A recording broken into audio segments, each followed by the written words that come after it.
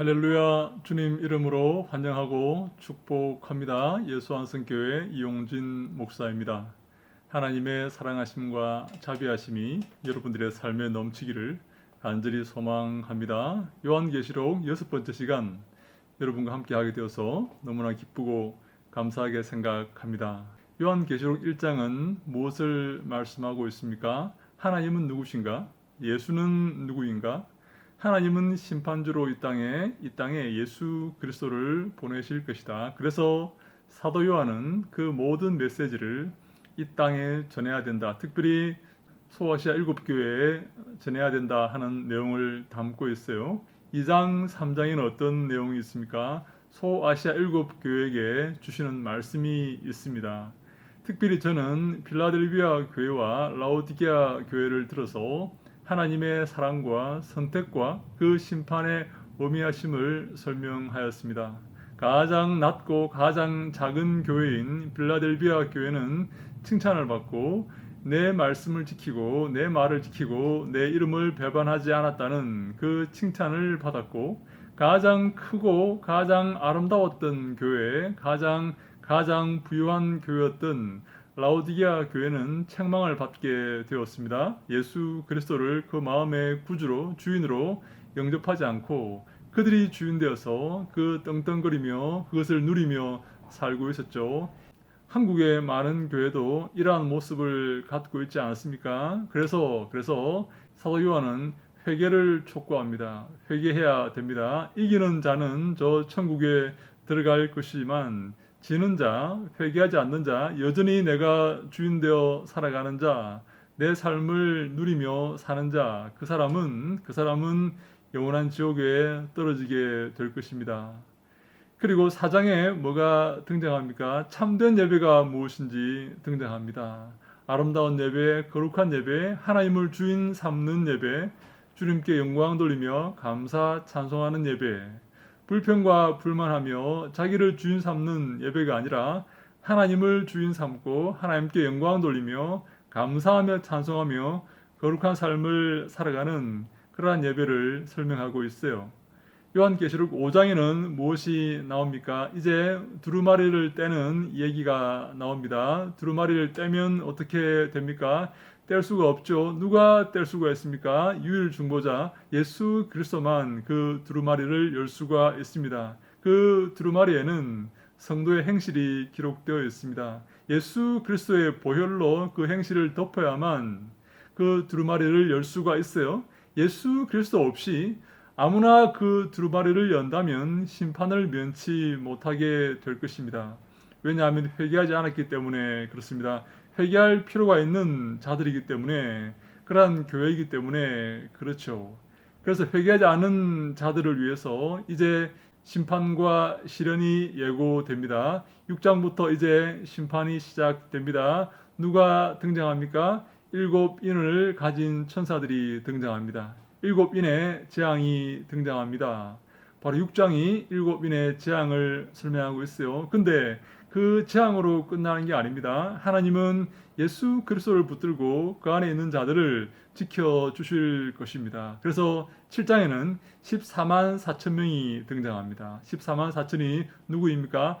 어린 양과 함께 있는 자들입니다. 어린 양을 주인으로 삼고 하나님을 주인으로 모시고 거룩한 삶을 살아가는 그 14만 4천은 그 환란을 견디게 될 것이고 그 환란 가운데서 승리하게 될 것입니다. 그래서 7장 14절에 이렇게 말합니다.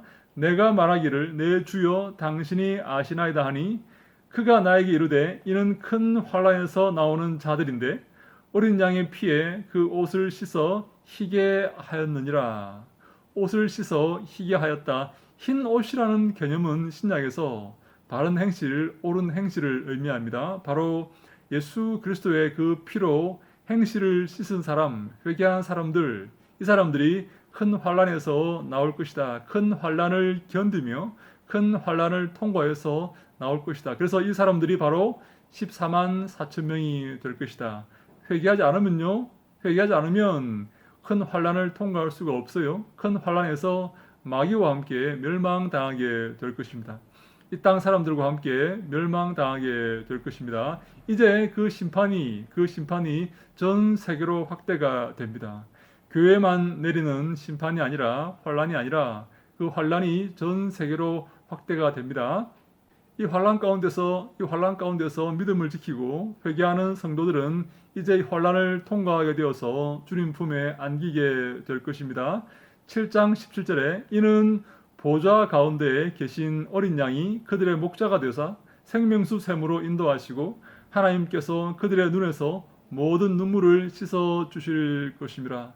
그 환란 가운데서 환란에 침몰하지 않고 환란을 통과하고 환란을 견뎌서 이제 하나님께서 그들 눈에서 나오는 모든 눈물을 씻어 주실 것이다. 하나님이 위로하실 것이다. 이것이 바로 구도입니다. 하나님께서 환란을 보내시죠.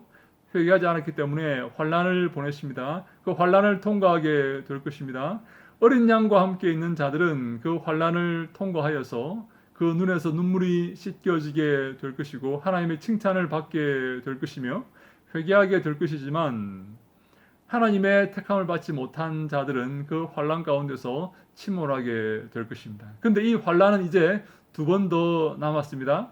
7 나팔이 등장하고 7 대접이 등장합니다. 여러분, 왜 이렇게 세 번 환란이 등장할까요? 인이 등장하고 나팔이 등장하고 대접이 등장합니다. 왜 그렇습니까? 회개하지 않았기 때문에 그렇습니다. 회개하면 이것을 통과하게 될 것이고 하나님께 영광 돌리며 살게 될 것인데 회개하지 않았기 때문에 이 모든 시련과 환란을 통과하게 됩니다. 그래서 8장 9장에는 나팔이 등장합니다. 환란이 또 등장합니다. 회개하지 않기 때문에 하나님께 돌이키지 않기 때문에 환란이 등장하고 또 어려움을 당합니다.